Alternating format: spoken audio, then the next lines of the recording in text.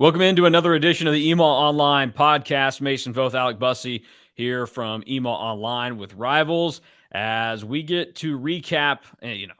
It's signing day to me. I know that there's another one coming up. This is obviously the important one now because almost the entirety of everybody's classes are going to sign in this period. So the early signing day is like the real signing day now, but then there will be another signing day that comes.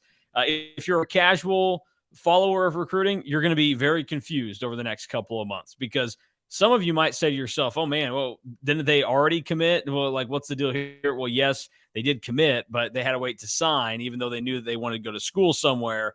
So that's how it works. And K-State has put together a pretty good class for 2023. I know Alec has been doing a lot of homework and research on the history of K-State recruiting classes over the last couple of days. And I did a little bit of that too, because I was reading one of your stories that you had put together that's up on EMAW Online right now that was kind of previewing National Signing Day for K-State and talking about, the history of like Avery Johnson as a singular prospect coming to K-State, where it's the first number one in-state kid since 2004, I think it was, when, depending on which service you look at, Rivals has Nick Patton as the number one recruit in the state, a quarterback from Winfield, I believe. Number two was Matt Boss, an offensive lineman from Cherryvale, who was also a commit to K-State. So that's the first time that's happened in a long time. Then, in addition to that, nationally, he is the highest ranked national recruit that K-State has gotten at number 80 since Lamarck Brown in 2007, who was number 71. Lamarck Brown, I can't tell you how it ended because I was pretty young, but I do remember Lamarck Brown, he was serviceable. He did good things, but I guess never really blew me away. I love the name Lamarck Brown, though. So that's my takeaway there. So you have the singular history that goes with Avery Johnson, and then you also have the excitement of the overall class, which after the commitment of Asa Newsome the day before signing day, the night before, that moved K-State up to number 30 in the class of 2023. So you can rattle off some of the other statistics that K-State having the 30th ranked class means historically for them. Yeah, in the last decade, K-State hasn't had a class that's ranked in the top 30. Their highest ranked class in the modern recruiting era, which is kind of like around 2002. That's when Rivals kind of jumped onto the scene and started ranking kids the way that they currently do and ranking classes the way that we all kind of know, is the 14th ranked class in 2002. So ironically, the best class that K-State has ever had was actually the first one that we ranked. And then they also did really well in 2004. They landed the 18th ranked class, but really since 2007 when they had the 27th ranked class, K-State hasn't been known as a consistent top 40 recruiting program. And obviously, looking at where they're at with this 2023 class, it's a historic class. It's the best class that Kansas State has signed since the 2007 or 2008 class, I should say. And it's by far the best of the Chris Klieman era. Chris Klieman obviously gets hired in 2019. I don't hold that one too much against him because he only had a few months to recruit. But that class ranked 68th nationally. The 2020 class, just a weird one when you kind of think about all the circumstances, not getting an opportunity to scout very many kids, was ranked 49th. The 2021 class, which still had some residual effects of COVID when you talk about scouting and being able to get out on the trail and just see kids work out and observe kids at games. Like a lot of those things were still kind of carried over to the 2021 class, and that class ranked 60th. And then obviously this one coming off of a Big 12 title is his best class. Like you said, it's probably going to finish at worst in the top 35, assuming that some teams move up or some teams move down. But at worst, this is going to be a top 35 class that K-State signs in the early signing period. So that's obviously something that K-State should be really proud of. It's a really good class. There's a lot of players that I know they're very excited about, obviously headlined by a top 100, top 80 overall prospect in Avery Johnson, who I feel like we should just call the golden boy of K-State football at this point. Like, I feel like he is the golden boy, golden hair that streams down to his shoulders, right? Like, really talented. We saw how great he was in the Army All-American game.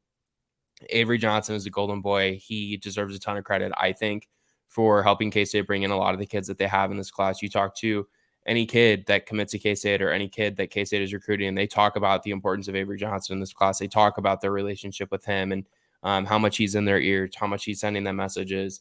I remember when Wesley Watson, the wide receiver from College Station, Texas, committed. He talked about how cool it was to be able to be on the field for the Oklahoma State game that K-State won 48-0, and to talk with Avery and to talk with Avery's mom about how much Avery's mom wanted him to be at K-State. Like, it wasn't just Avery recruiting these kids. It was Avery's parents recruiting these kids that K-State wanted. So all things considered, this is a great class for K-State. It ranks in the middle of the Big 12, which is pretty on par when you kind of think about some of the programs that they're going to have to recruit against. But yeah, it's a great class. And I think Chris Kleiman and his recruiting staff, headlined by Taylor Bratt, should be really proud of the work that they did. Well, yeah, it's good that you point that out, because no matter who you talk to in this, whether it was Avery or anybody else that committed to K-State, they would always talk about, Avery's involvement in the recruitment of some of these other guys. And he was active in trying to get other guys on board with joining him at K-State. And not just him, but also the other guys from the state of Kansas that I think took a lot of ownership in being a part of this class and wanting to continue to help grow what K-State was building. I mean, that string of commitments that they got, where they were able to go from the spring of last year into the middle of summer, where they were able to get local guys like Camden Beebe out of Kansas City. Then they got Wesley Fair and Will Ancio out of Wichita. And then briefly Dylan Edwards from Derby, and then not Dylan Edwards from Derby, but it didn't matter, because at that point you had your 4-star quarterback in Avery Johnson, who was he was the crown jewel of this class from the get-go. Everybody knew that. One, because quarterback is the most important position you have, and two, there was something that was always special about the vibe he had, and part of it has to be the look. Colin Cowherd, who is very much a divisive figure in some circles, he has this rant that used to play on the radio station I worked at, where it would be like one of his promos. And I think he used it for like some of his TV hits, but he talked about this term called quarterback face, where, why is it that all the quarterbacks are good looking? Well, it's because at an early age, like, they get picked out, and it's like, okay, like, you're the stud, like, you have the looks, you have the size, you have everything. We're going to devote our main position to you. Avery Johnson has everything that goes with being what most people assume will be a very successful quarterback at K-State. The talent is there, and he just fits a look for a guy that's going to go into doing great things at K-State. So that was a big get, and those guys all did a really good job of pitching in. And when it was a dude like Wesley Watson in town, Avery Johnson was able to kind of get on him and shoot him a text and tell him just how special it was. You think of guys like Asa Newsome, who just committed recently and is a fresh addition to the class. Like, it doesn't matter what position or where in the country these guys came from. It was a lot of work that was put in, not just by Taylor Bratt and the staff at K-State, but also the fact that you had a class of dudes that all seemed to really enjoy K-State, are excited about it, and they wanted to help contribute in some way too. And that's another thing, like, going back through today and looking at messages traded back and forth and what we had quoted in stories from the guys when they committed, almost every single one of them that was in Manhattan for a game this year talked about the environment that Bill Snyder Family Stadium presented to them, and they enjoyed the vibe that Manhattan had towards the college experience for them, which was, there's only one thing that matters most in Manhattan, Kansas, and that's K-State. And that was a big deal to a lot of these people. So there were a lot of things that came together, and it's no coincidence that not only does Chris Kleiman reach the peak of his career at K-State on the field this year, but also off the field, they come at the same time. And I think it's a pretty clear indicator of what can happen when you give a guy that has all the tools to be successful the right amount of time, the right circumstances, because as you mentioned, like, the circumstances were not right the first 3 years that he was here. Like, in the 2019 class, he comes in and, like, what's he going to do? Like, Bill Snyder was just fired. The Snyder regime was not recruiting well. He has very little time to put anybody together. So wipe that one out. And then the class of 2020, it's mostly normal. Then COVID hits. And then 2021, you're dealing with it all. Last year, there were limitations. This was the first real cycle that Chris Kleiman got to experience at K-State with the staff, and they hit a home run with what they were able to do. One thing I want to touch on real quick before we dive back into this class is you talked about the 2021 class, or the class of 2020, which was weird. The guys that had to make their decisions ahead of COVID taking place. Even though it was the 49th ranked class, it's so weird to see because half of these guys aren't at K-State anymore, and half of them turned into the dudes that helped them win the Big 12 championship this year. So let me start with the good. Deuce Vaughn was in this class. Deuce Vaughn was a 5.5 Rivals rating 3-star from You Round think he's Rock, outplayed Texas. that? What? You think he's outplayed that? Just a little bit. We may have You missed that have one. you have Will Howard, who was a 5.5 quarterback out of Pennsylvania that had committed. And then you also had a 5.4 2-star defensive end named Felix Anudike, which, things He seem to outplayed that work out rating. there. Yep, he's outplayed that one. Then you also had contributors on the team like Cody Stufflebean, a defensive end who got time this year. You also have Hadley Panzer was a part of that class, a starting offensive lineman for the Cats. Nate Matlack was in there as well. But as you go down the list, you also have dudes that didn't amount to much or appeared from K-State in this class as well, that have already transferred out or looked for new homes. So that's kind of what you're going to get with recruiting. And that's the thing, even though this class is stellar for K-State and they all look like winners right now, I'm not trying to be Mr. like bad news. There's going to be quite a few of these kids that we actually never hear from of what they do on the field. But the thing to take away from this all is that every single one of these guys, you can look at them and say that they have the opportunity.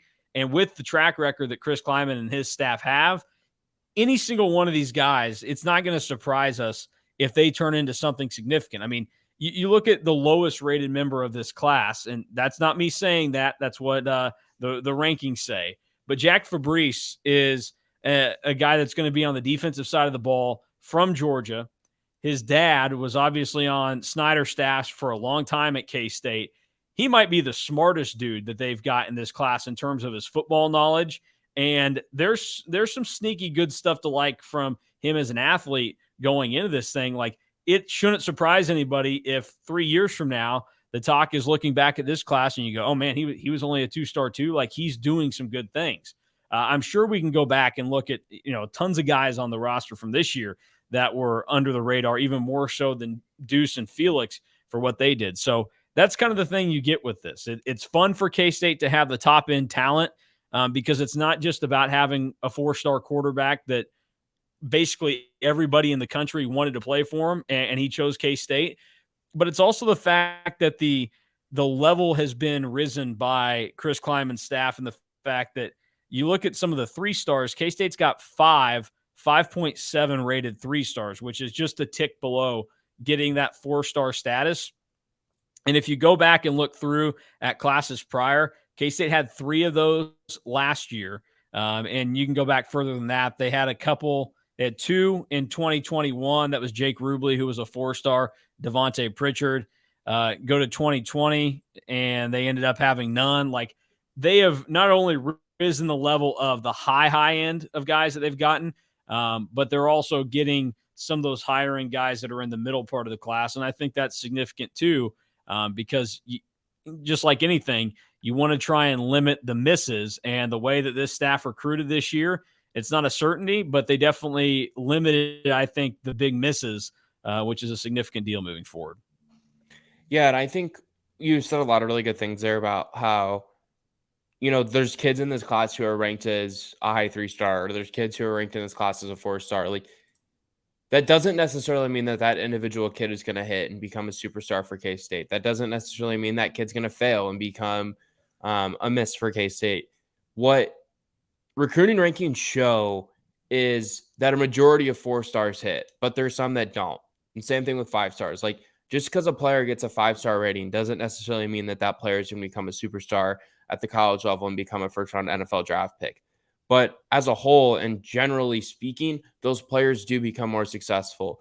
So when you look at classes that are higher ranked. When you look at the classes at Alabama and Georgia and Ohio State, and the class that Texas A&M signed last year that had, I think, 18 top 100 recruits, like that class is likely to hit and likely to have a lot of really good players because there's a lot of really good players in that class. There might be some that don't hit, but generally speaking, when you're able to recruit at a really high level, your floor as a program is so much higher than what it is when you're recruiting at a lower level. And if you just go kind of and look at what K-State's been able to accomplish with some of these lower ranked classes, I mean, the end of the Bill Snyder era was at the end of the 2019 season, correct? The end of No, the 2018 season, but 2018 season. 2019 recruiting class. Yeah. So if you look at Bill Snyder's last four full classes, the 2016 class ranked 80th in the country. The 2017 class ranked 61st in the country. The 2018 class was pretty solid, ranked 52nd in the country, but he never coached the 2018 class. So his last three classes that he coached were 44, 80, and 61st nationally. It's hard to win with a lot of kids that maybe don't have as many Power 5 offers as schools that you're competing against directly, especially in the Big 12, where you're going to play Oklahoma every year. You're going to play Texas every year as long as they're in the league for another year or two. You're going to play Oklahoma State, a program that's generally recruited fairly well, kind of similar to K-State, but maybe has a little bit of a higher floor in recruiting just because they're a little bit closer to Texas. They obviously are in Oklahoma, which has a little bit more talent than Kansas does, but you're competing against TCU, you're competing against Baylor. Like those programs are able to have higher floors because they're bringing in talent that's closer to them and higher floor talent over the history of the sport, right? But now you're seeing that K-State under Chris Kleiman, at least in this one class, looks like that their attention is maybe shifting a little bit towards getting higher ranked players. And if you can kind of see what K-State's doing with players who aren't ranked super highly, that includes winning a Big 12 title. That includes going 9-3 and playing now Alabama in the Sugar Bowl at the end of the month. Like that should make Kansas State fans, I think, really excited about what the future of this program could be if they continue to recruit at this level. And I think what Chris Kleiman said at one point on Monday when he spoke with us was, it's hard to get it to this point. It's harder to sustain it at this point. How you sustain it at this point is by recruiting really talented players. And I think Chris Kleiman kind of gets that because he clearly could have just stayed and been happy with recruiting classes that ranked in, the 49 to 60 range. But he didn't want to do that. Clearly didn't want to do that because he just recruited a class that ranks inside the top 35 at worst. So I think he understands that. And you can certainly make all the excuses or like reason with yourself why, having a class ranked, inside, the 45 to 60 range is okay at K-State. Like Absolutely. it is the middle of the country. There's not as much talent in this part of the country, although there is more than what some people typically think. And when there is talent in state, and I think this is something that gets overlooked a lot by people because you think, oh, well, you should be able to haul this guy in or that guy in and everything else because they're in your backyard. I think it can be just as tough, if not harder, to try and sell to a guy, especially like Avery Johnson, that hey, I know you grew up the first 18 years of your life in the state of Kansas, and you have this serious talent, and you could go anywhere you wanted, and you could go to this big program, you could go far away, experience something new. But I mean, do you want to come play football only 2 hours away from home and all that? Like for some people, that's fine. But there are a lot of people, and I think sometimes it gets overlooked that like these kids go through this, and if they had the opportunity to go somewhere further from home, that they would probably take it. And people have to think about that. Like even just, thinking of, for me, I was the type of person that if I had been like some of the people that I went to high school with and I went to Hutchinson Community College for 2 years, or I was less than an hour away from home and I went to Wichita State, which disgusting. I would never go to Wichita State. That would have killed me. But if I had, like, A, I would have been miserable. That's too close to home. And B, like, there's this obligation to still have, like, you're not as independent as you want to be. To me, 2 hours felt like it was the right space away from home, where if I needed to get back for something, I could do it in a day. But also, it wasn't like I didn't see my family every single day. And it was, like a special occasion or something. And I only went home, I think, like once every 2 months. So for some of these kids, like being close to home and having the opportunity to get further away, like that's a big deal to them. So I think it's also significant that you look at it right now.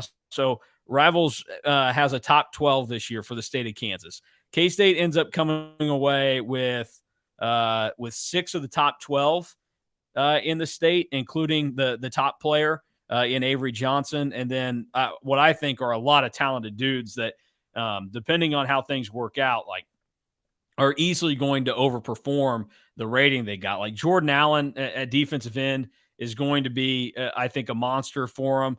Andre Davis is a wide receiver that continues to get a lot of love. And then, like the Wichita guys, in addition to Avery with Wesley Fair and Will Ancio, those are two dudes that I saw in person prior to even their senior year playing. And you could see like there was some serious stuff to like about him, especially like Will Ancio is a guy from Capon. He's playing tight end in an offense that does not throw the ball that much. They were reliant on their running back, Amari Elias, who's a class of 2024 guy that is going to get some looks around the country. They handed the ball to him as just like, hey, run for 200 yards a game for us, because that's what Capon did. They didn't have maybe the most talented thrower. But in a season like this year, their 2022 season, so Ancio's senior year, he still averaged like 90 receiving yards in a game for a team that was like 110, 120 passing yards per game. And whenever he made a play, like he made serious plays. And he's also a dude that I've seen on the basketball court and helped be one of the best players that was on a team that was the number 1 seed in 5A last year at the state tournament. And if it wasn't for a crazy upset by the 8 seed who went on to actually win the state tournament last year, like Capon very easily could have been a state champ with Will Ancio as one of their best basketball players. So there's a lot of talent there. And then obviously a lot of people know about Camden Beebe, who is an offensive lineman from Piper.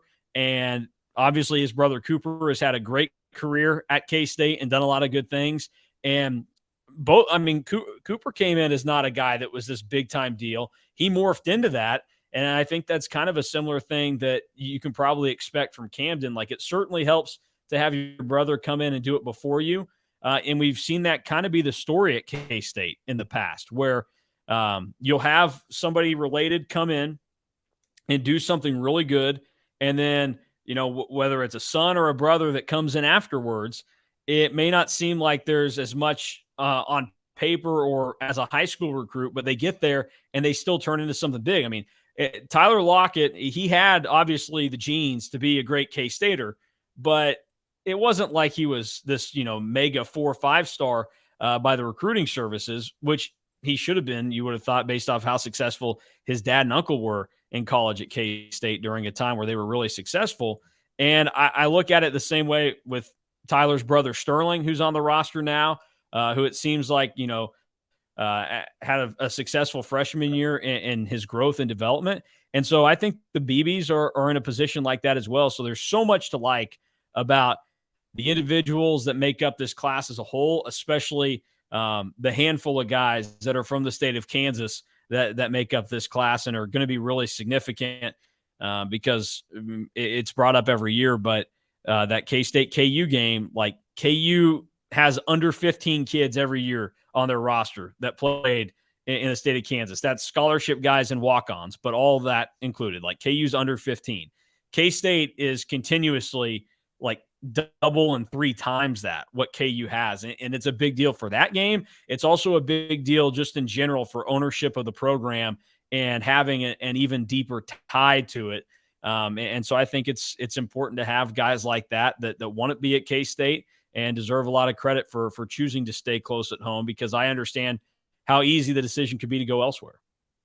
Yeah, and I think you wrapped that up really well there. And I don't want this to come off as raw. Like, I don't want this to come off as offensive to K-State, but if you're an in-state recruit, like K-State and KU maybe lack a little bit of a sex appeal, assuming you're a high-level recruit, that another program might be able to offer you. I mean, and that's just like kind of the reality of it. Like, I understand that K-State's had a lot of success in the last 20, 30 years, right? And now that they have a Big 12 title, like that obviously increases it.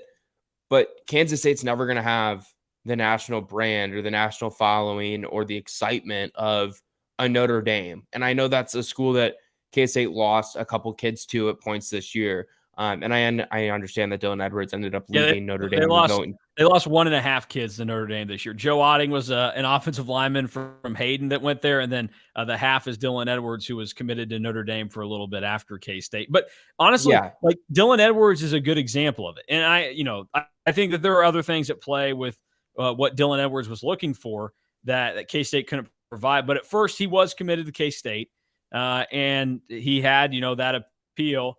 But then as it kept going and he had chances to look elsewhere, like, okay, Notre Dame becomes really attractive. Like they are this big national brand still. And that's something where when you're growing up and you're learning the history of college football, like Notre Dame is one of those teams that's always going to get mentioned.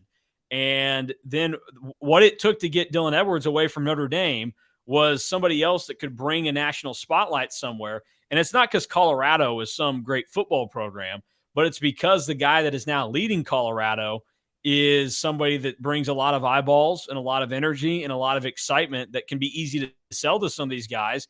And Well, like, I Dion's just think also there's his a youth lot there to coach. like. Dion's What? also Dylan Edwards' youth coach. I don't know if you knew that, but that's something I've Yeah. read that altered his decision because he was being recruited to Jackson State Mm-hmm. by Dion and Dion's staff when Dion was still at JSU. But Dylan Edwards wanted to be a Power 5 football player. So that was never really going to happen. But when Dion moves to the Power 5 level and to the Mm-hmm. Pac-12 at Colorado, like that becomes a realistic opportunity, and he ends up at Colorado. All things considered, though, like K-State is improving, like in my opinion, their coolness because they've had success and because of I think the way that they do things. Like I don't think Chris Kleiman's someone that's like super flashy. He's obviously not a Deion Sanders, Are you right? saying But that like, Chris Kleiman's not cool? no, I'm not saying that Chris Kleiman's not cool, but like, I mean, who's cooler, like Deion or like Chris Kleiman? Like, no one compares to Deion, but I think Chris Kleiman understands like who he is, and I think Chris Kleiman understands what he wants his program to be. And when you're going out and you're recruiting, like that's almost as important as landing the talent that you're circling on your recruiting board in the years before you actually start like bringing these kids into commitments and signing. Like having an understanding of who you are and what you want to be and going out and getting players that fit that identity, that fit that culture is so important. And I think Chris Kleiman kind of talked about it this week when he talks about, the importance of player ownership and how kids coming to K-State and kids coming to games in the fall when they're high schoolers sways kids to want to come to Mm-hmm. K-State because it is a sold out crowd every Saturday. It's an environment that attracts people to want to go play there. Is it going to attract someone as much as playing at Notre Dame? No, probably not. But like how many schools can realistically like fight off a Notre Dame, can fight off Yeah. a USC when that school comes and swings? I mean, we saw it like literally like we're recording this on Tuesday night, the day before signing day. Caden Proctor decommitted, a 5-star offensive tackle, decommitted from Iowa. He had been believed to be the strongest commitment in Iowa's class for the longest time, for months, and he flipped to Alabama the day before signing day. Yeah. Like, that's just Well, a really good example of it where, like, and Iowa's been a really good program, similar to K-State, where they've been really consistent. Have they ever achieved, the goal mhm. of winning a national title? No, maybe not. Have they had a ton of success in the biggest marquee bowl games year in and year out? No, maybe not. But they've been uber consistent. How many college football fans would love for their program to be Iowa or BK State? A ton of them. And I think what I'm ultimately trying to say here is like what Chris Kleiman is building here is an identity that he's proud of and a culture that he's proud of. And I think he also really understands like what K-State's culture kind of is historically over the last 30 years that Bill Snyder kind of built. And he's still kind of keeping that, in my opinion. Yeah, no, I think he's been the perfect blend for K-State, whether it's on field or in recruiting, but he gets what the brand of K-State is, like the good part of the brand for K-State and what made K-State so successful under Bill Snyder. He understood, and I think he fits this. Like, okay, this is how it works. But he also knows, like, I have to put a 2022 spin on it. Like, that's why things didn't work out at the end for Bill Snyder, was because there wasn't a 2018 spin on things. There was a 2003 spin on it. And even that, like, I don't know that that was still there. I don't know that it was that up to speed. So it's significant. And I think that he not only is Chris Kleiman know what he's doing and have his certain appeal to these kids, I think he's assembled a staff of guys that all can fit different roles, and you can see why guys would want to play for them and can get swept up in that because, I mean, like you talk about making it cool. It's one of the goofy, nerdy things that they did, but it shows a lot of personality and speaks to how much the guys in the offensive line room love Connor Riley. That after road wins, they were taking pictures with their shirt off together. Like it's a weird, goofy thing, but the fact that they have a coach that will do that with them, and all of those guys have the biggest smiles on their face when they're doing that. And it's not because they just won a game, it's because they're enjoying spending time with their fellow offensive linemen and the fact that their coach, who's in his 40s and 50s, is out there with his shirt off with them. Like that's special to them. And I think that you look around, like obviously what Colin Klein was able to do for Will Howard was significant. And I think having a guy that is a former Heisman finalist that played quarterback at this school, took them to a number one ranking, had them within grasp of playing for a national title, won a Big 12 championship, like that has its own appeal to it. And there are so many other guys on this staff. I mean, dudes love Van Malone. They love Buddy Wyatt. Like the list goes on and on. Joe Klanderman, he is the coolest coach on K-State staff. I feel comfortable saying that. I've been a Klandy man guy from the get-go, so that's nothing new for me there. But that's been a big deal for them, and they found this niche for themselves. And then on top of that, they have not only are these guys fitting the persona that some of these players are looking for, but they're damn good football coaches that were able to. I mean, obviously, Felix Anudike-Uzomah and Deuce Vaughn, they had something special in them all along, and it probably would have come out wherever they ended up at, but not maybe to the level that it did at K-State. And so now they have these guys that they can point to and say, look what we were able to turn these guys into. And then on top of that, like Felix and Deuce aren't just good football players, but they've risen the profile of K-State and they've made it cool there. And that was something that I said, I'm trying to think where it was and when it was. May have been when I was doing Bosco's Boys with Scott Wildcat last week, but just talking about how the vibe around, it was I was on KSNT on Sunday and talking about football with Glenn. And the thought process for me is that those guys have made K-State football have this fun element to them, and all these guys on this team, they know when to have fun and they can be loose and mess around with each other, but they can also get down to business and know when it's that time. And I think that's different than the 2012 team. Like the 2012 team, and obviously I was observing it from further away as just a freshman in high school fan of the team, but they seemed much more buttoned up. This team, they'll have some fun with each other. I mean, even Chris Kleiman, like he comes into the press conference on Monday, and I don't think we ever would have gotten Bill Snyder to say what he said, like he's messing around and poking fun at Kenny Lanu about not having lunch out there for everybody. Like that's just the little things that this staff has done right. And I think all that adds up into what they have in front of them, which is a class that, like you said, is at the worst going to be inside the top 35, and at the best is going to finish somewhere in the 20s when all is said and done with the 2023 recruiting class. So a very special time for K-State and a lot of things there. So that's enough for the more broad picture stuff. Let's dive in real quick to just the individuals in this class. And obviously Avery is the place to start with his talent. You got to see Avery Johnson with me earlier this year. I think we went and watched him play Salina South. What were your thoughts of actually getting to see the man that I call the chosen one, the savior, whatever you want to call him, Golden Boy. the Golden Boy? What were your thoughts when you actually got to see him in person the day before he went to watch K-State beat Oklahoma, when you've heard all the hype and all the name notoriety, but then you actually got to see him play?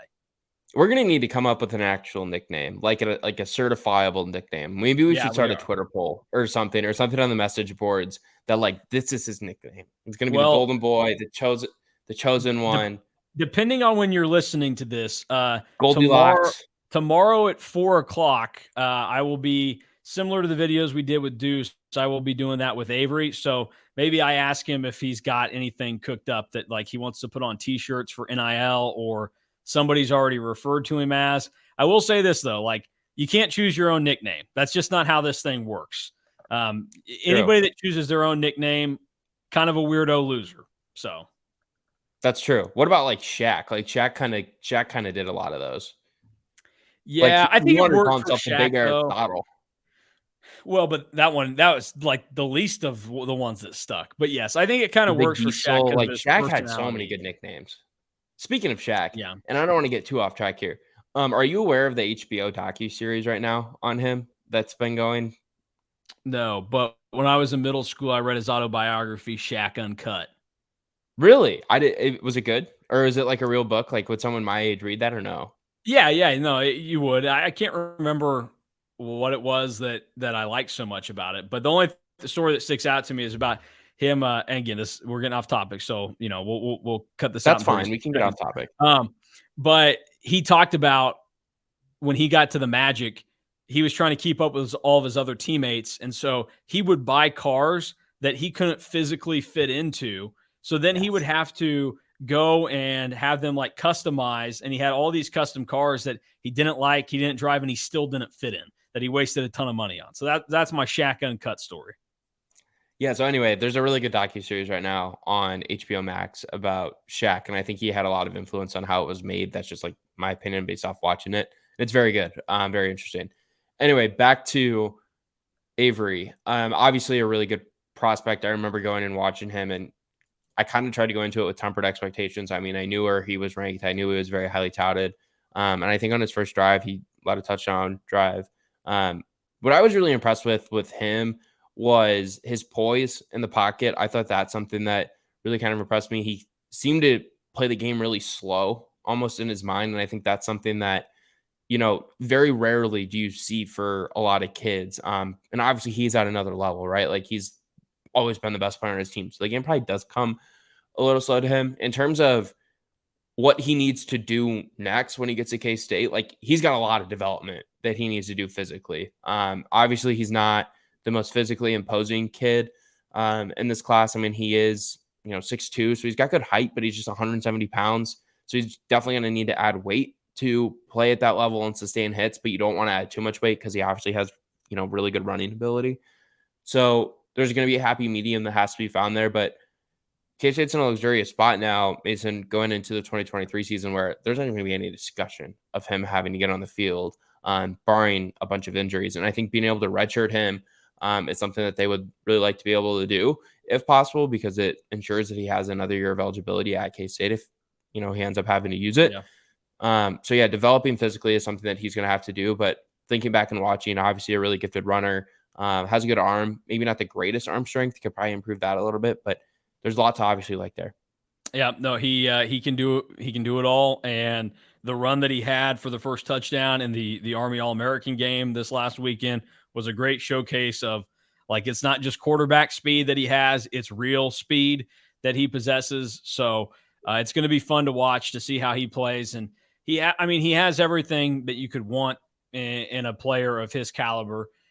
You go and look at what he did as a quarterback. I can remember my first year in Wichita when I first got started at KGSO. The first high school football game that I called for KGSO was the Mays Derby game that year. And as a sophomore, Avery leads Mays to a win against the top team in 6A, the beast that's been winning all these titles. And then his junior year, they're on the road at Derby and they come up just short. But it's because they tried going for two and just getting the win at the end of the game instead.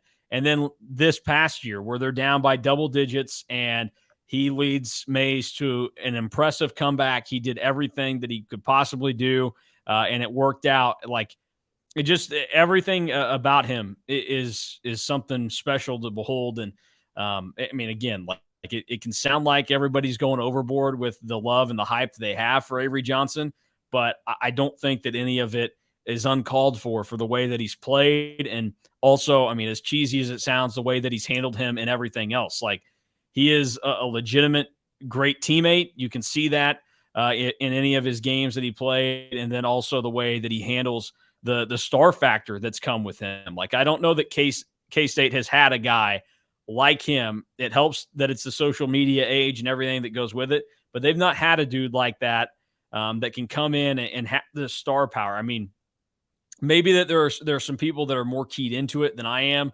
Darren Sproles is like that, and that's impressive because that was well before social media.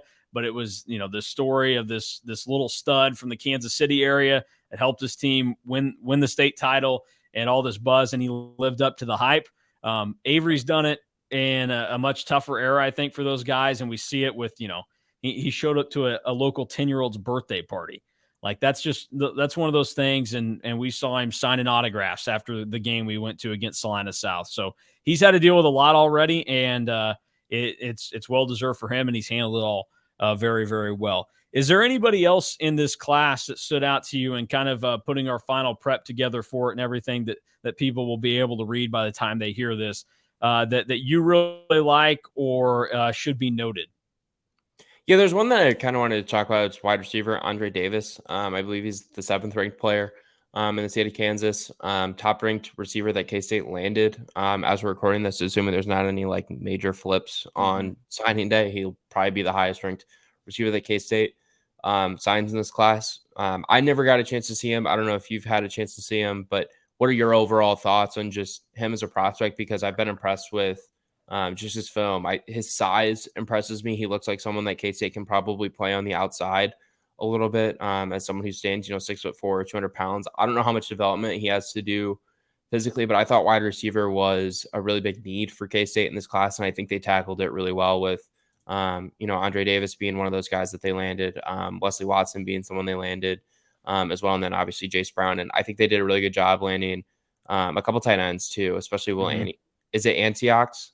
Ancio, yes. Ancio, sorry, is someone who looks like a good receiving threat too at 6'6" and 225. So I think they addressed like pass catchers in general, but specifically, I thought Andre Davis was a good ad. Yeah, I think they did a really good job with all this. You can throw some other guys into the mix as well.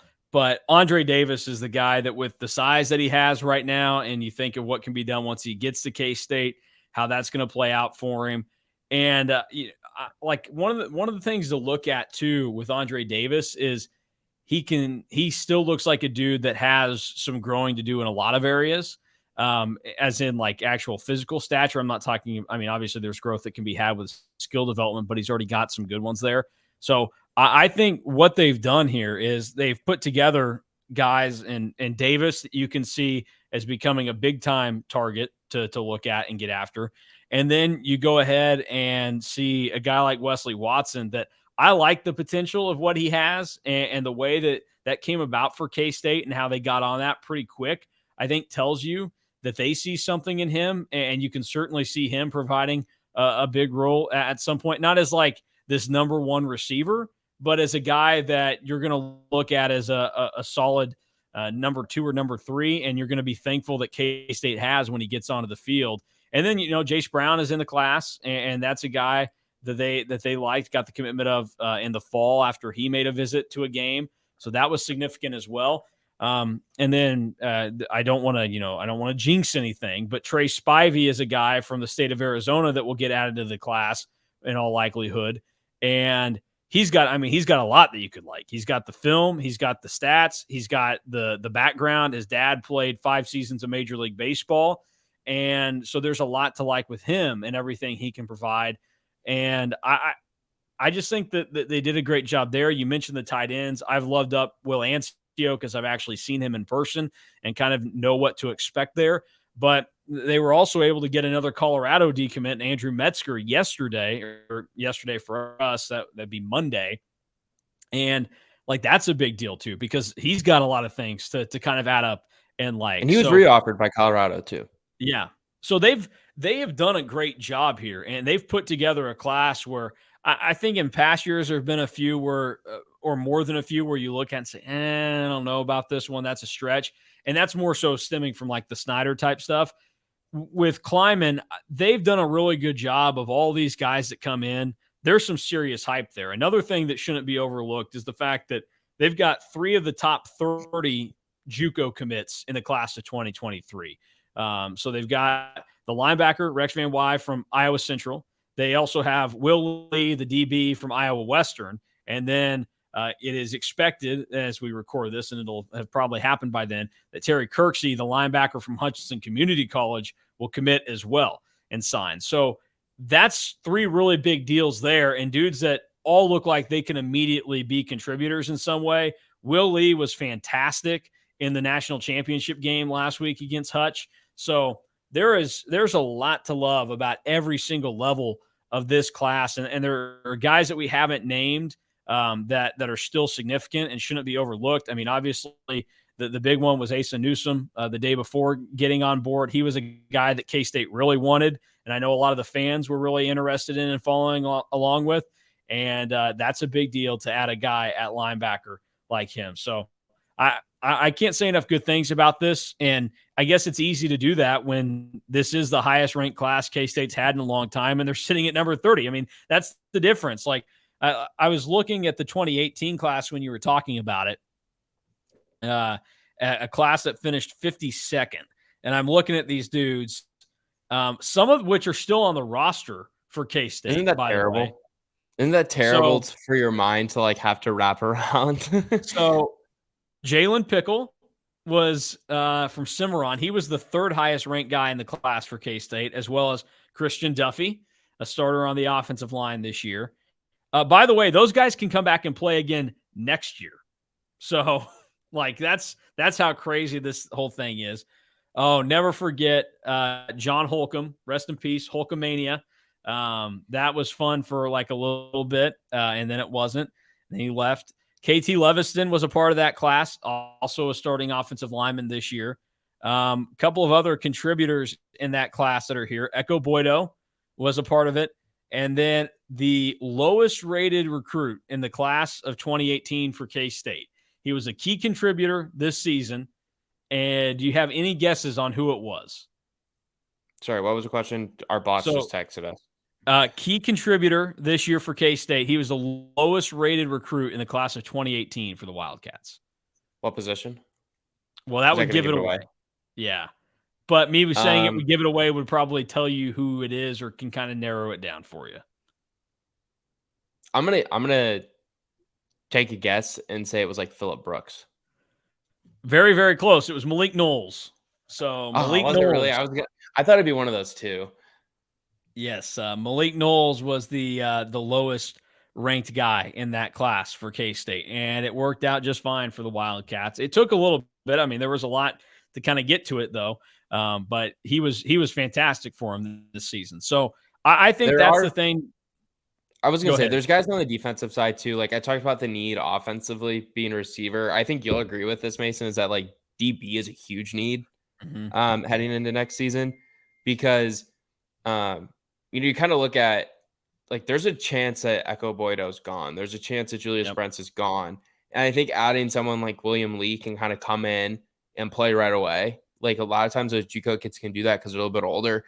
So I think he's someone who could contribute right away. But I like the Donovan McIntosh add too. Obviously, a really good athlete. I think at first people didn't know what position he would play. K-State obviously recruits him to play defensive back. He's the 3rd highest kid in the class. Like, I think Van Malone's the one who was the lead recruiter. I think he was a really good add to the class.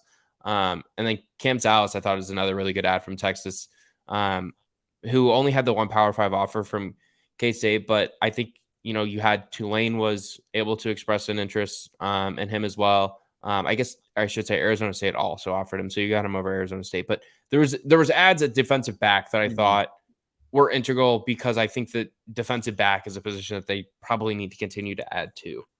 Well, and we saw some of the DBs this year that got looks. I mean, it started at the beginning of the year. Omar Daniels was kind of in the mix. VJ Payne was in there as well that got some looks. So, I mean, some of the guys that are in this class at DB, Will Lee, I think, is going to play next year regardless because I think, talent-wise is ready for it.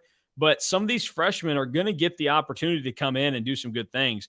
Kanajao Thomas is a guy out of Oklahoma that was probably the best corner in the state of Oklahoma and is going to have some really good things that he can do. So I like the additions they made on the defensive side of the football because they loaded up on linebackers. This class is going to end up with like 5 linebackers.